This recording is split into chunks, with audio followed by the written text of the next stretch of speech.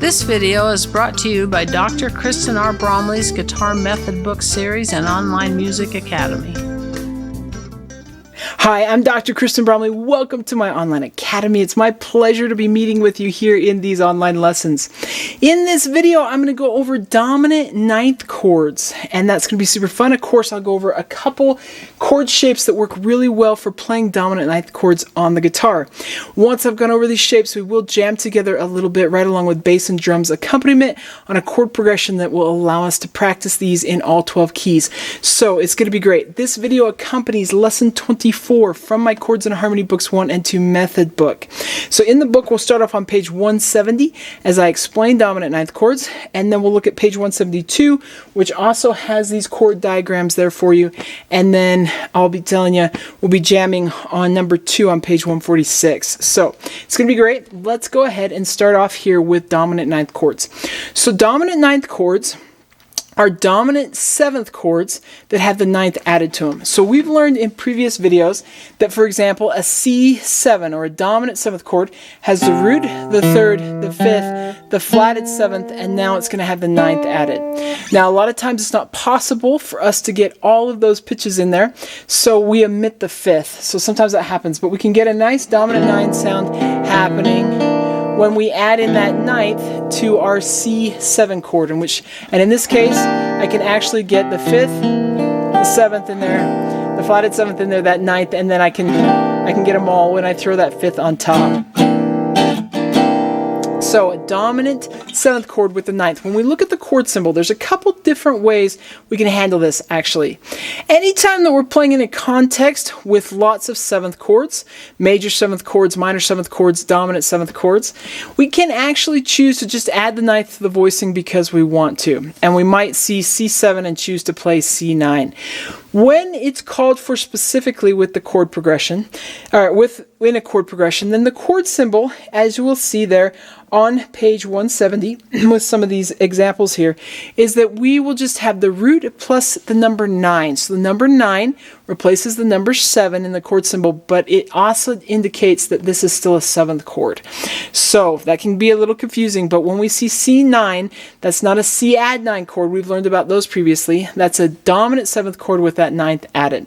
So we're going to have the root plus the number 9, tells us it's a seventh chord, dominant seventh chord, major chord with that flatted seventh, having that ninth added to it. So C9, B flat 9, A flat 9, G sharp 9, A9. Any of those, they're going to be these dominant seventh chords with a ninth added. But as I mentioned, when we're playing in a chord progression with a lot of ninths, we can choose to add, or a lot of seventh chords, we can choose to add the ninth to those chords to just add some extra color. Okay, so let's look at how to play these on the guitar.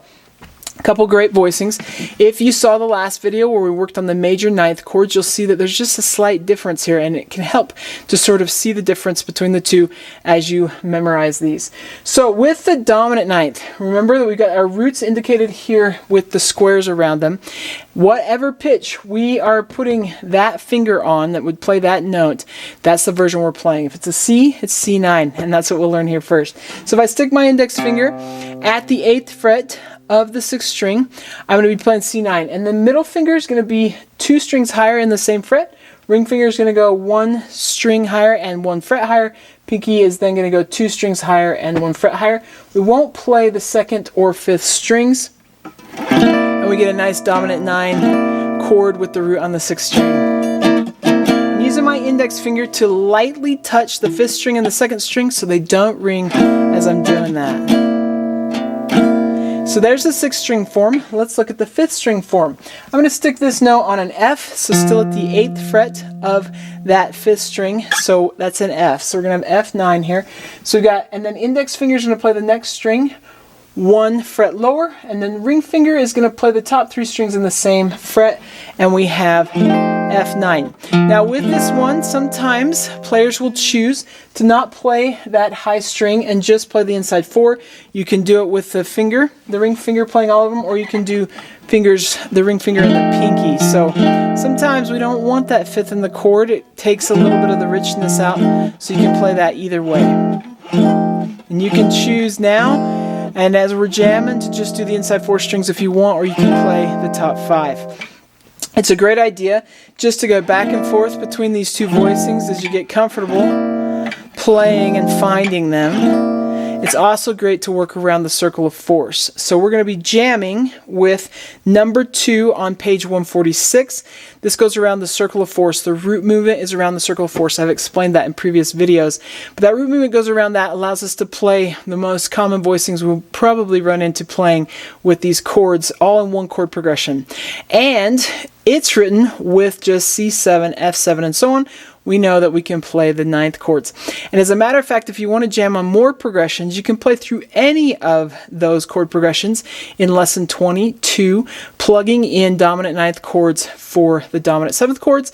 We've learned major 9ths previously, so you can plug in the major 9th chords for the major 7th chords. So you can use those and even jam along with the videos that went with lesson 22 to play along just by plugging in these new voicings if you want more practice than what we're going to get here in this video.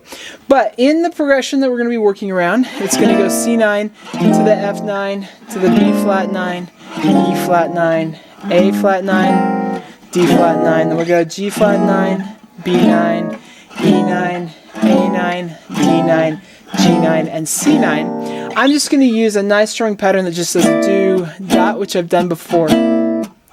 Keep it nice and simple. You don't have to use that one, but that's a great one to use because it keeps it simple as we're trying to learn these new chords. All right, it's going to be fun. Let's go ahead and play right along with the bass and drums through the chord progression using these voicings. It's going to happen 3 times. First at a slower tempo, then a little bit faster, and then even faster yet. So it's going to be fun. Let's do it.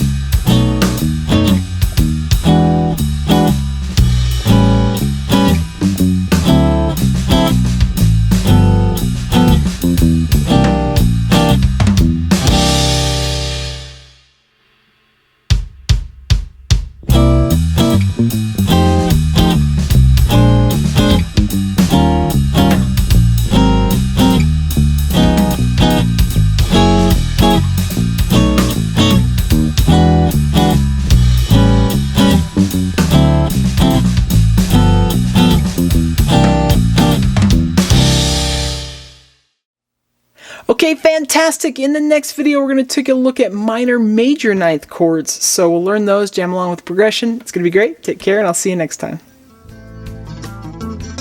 Thanks for watching this video. If you found it helpful, please hit the like button and subscribe to the channel. And be sure to check out more great content.